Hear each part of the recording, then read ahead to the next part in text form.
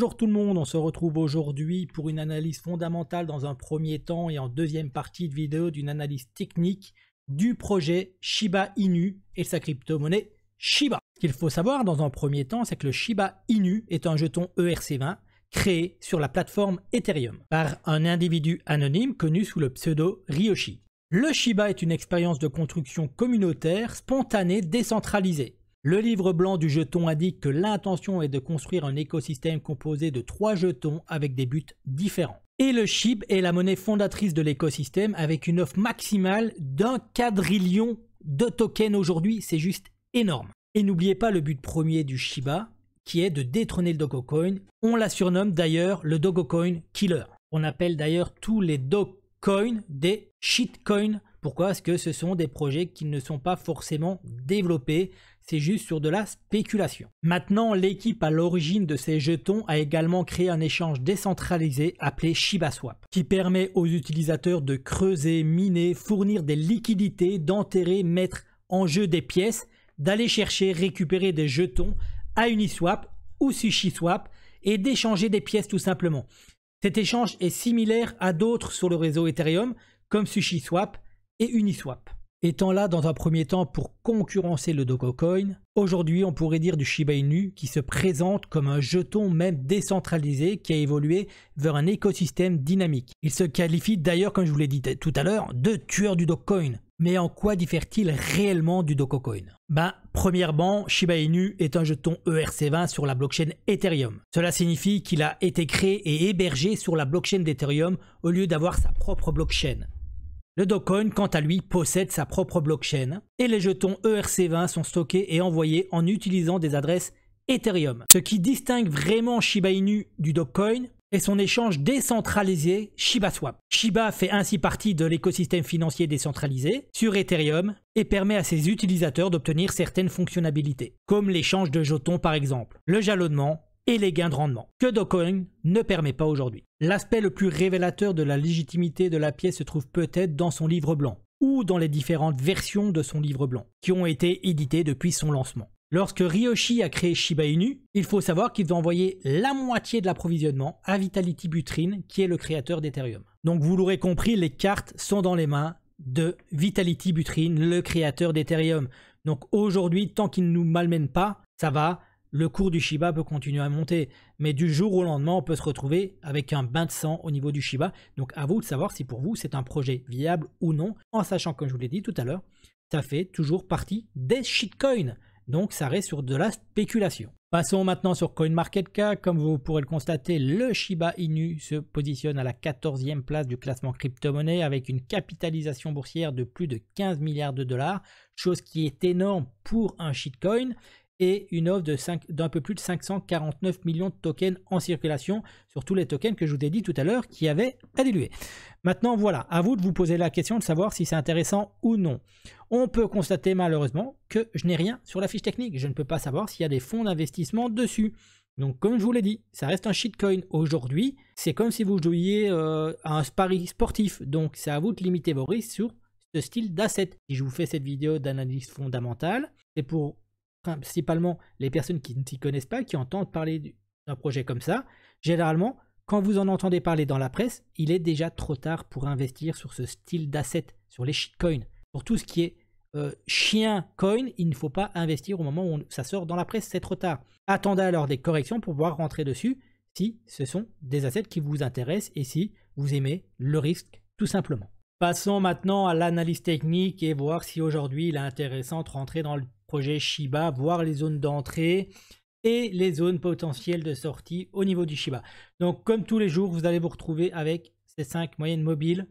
Donc j'ai mis les couleurs, donc la 9, la 13, la 50, la 100 et la 200. Vous avez les couleurs ici, donc n'hésitez pas à revenir en arrière sur la vidéo pour savoir de quoi je parle si à un moment vous êtes perdu.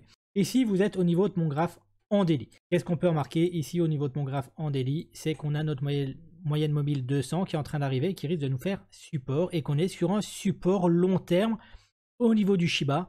Et surtout, regardez ici, on a un gros support à ne pas venir casser qui correspond exactement avec notre trainline de support ici et qu'on est venu casser cette trainline de résistance ici pour reprendre une légère tendance haussière et qu'on est en train tout simplement de faire un point bas plus haut que le précédent si on s'arrête là.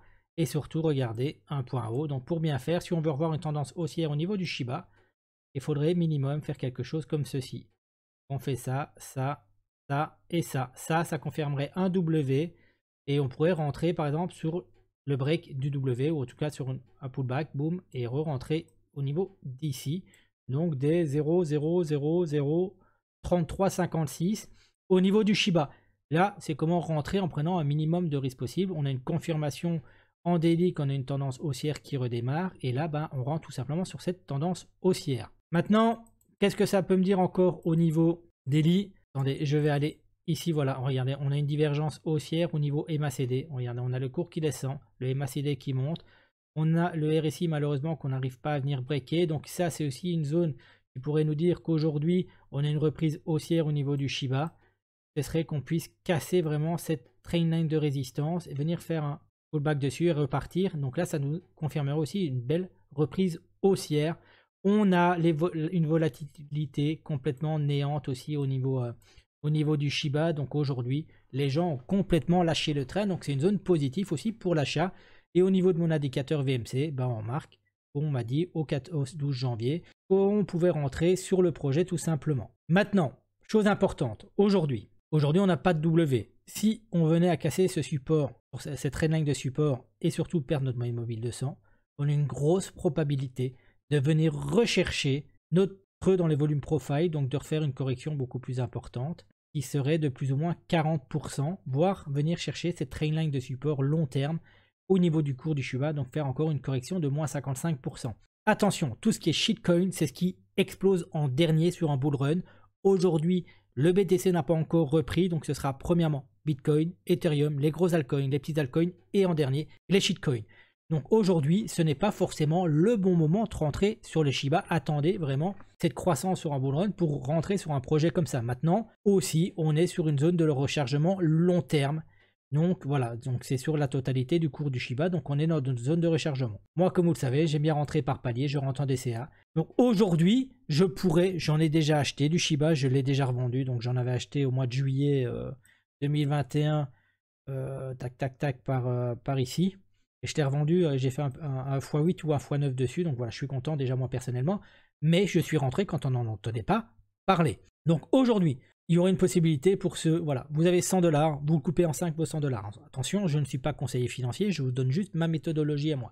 Aujourd'hui, on est sur une zone clé. On est en zone de rechargement long terme, on est sur un support. Ok, ben je vais attendre qu'aujourd'hui, on valide bien que notre support fasse toujours, notre headline de support nous confirme que c'est bon.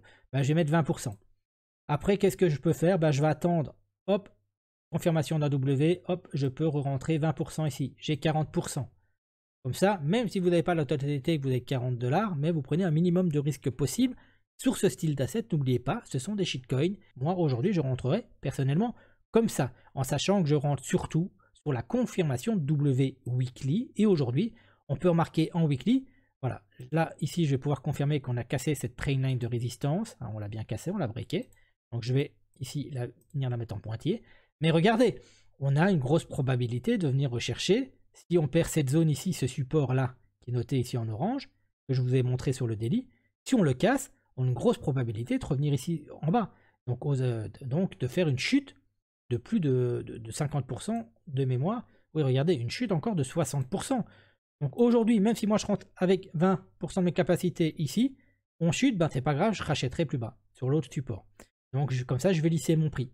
Bon, aujourd'hui, si vous rentrez la totalité de vos gains sur des assets comme ceci à risque, ici, bah, si ça chute, vous allez perdre facilement 60% de votre asset sur du moyen ou du court terme, en sachant que ce sera un asset qui explosera après ce que je vous ai dit, Bitcoin, Ethereum, gros altcoins, petits altcoins et les shitcoins. Voilà ce que moi je vois au niveau du Shiba. Donc aujourd'hui, on est sur une zone clé. On est en train de travailler une zone clé. Il faut attendre la clôture de cette semaine pour voir si on va finir au-dessus de ce support ou si on va le casser à la baisse tout simplement. Donc attendez minimum dimanche avant de voir si je rentre sur un projet comme cela ou pas.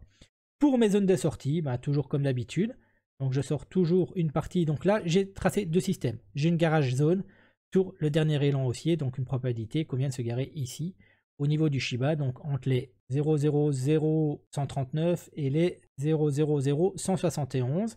Mais j'ai aussi tracé ici ma prolongation de Fibonacci, mais sur le dernier atterrage, pas sur le dernier, sur l'avant-dernier. Voilà, je vais y arriver. Et sur le dernier point bas. Donc on a une probabilité d'abord, premièrement, de venir rechercher, n'oubliez pas que je vous ai dit qu'il y avait une capitalisation boursière déjà de plus de 15 milliards de dollars. Donc de revenir rechercher premièrement les 1,618, donc au niveau des 0,000,725. Donc moi personnellement, sur un projet comme ceci, est-ce qu'il va encore faire des gros coups de dumping? Voilà, posez-vous la question. Moi je ressortirais 70% au 1,618, donc je ferai un peu plus de 153% si je rentrais aujourd'hui. Après je sortirai 10% au niveau des 2,618, donc où je ferai plus ou moins 260%, donc aux alentours des 0,0102. Après, je sortirai 10% au niveau des 3,618 et les 10 derniers pourcents au niveau des 4,236. Donc voilà, sortez toujours un peu plus bas que les zones qui sont indiquées ici. Je vous invite à faire un screenshot si vous voulez prendre cette méthode, en sachant que je ne suis en aucun cas un conseiller financier, je suis un passionné en crypto-monnaie. Voilà, cette analyse fondamentale est terminée, cette analyse technique est terminée. J'espère qu'elle va vous aider à comprendre un peu plus le système des shitcoins. Et je vous souhaite à tous et à toutes une excellente fin de journée et à demain pour d'autres analyses crypto.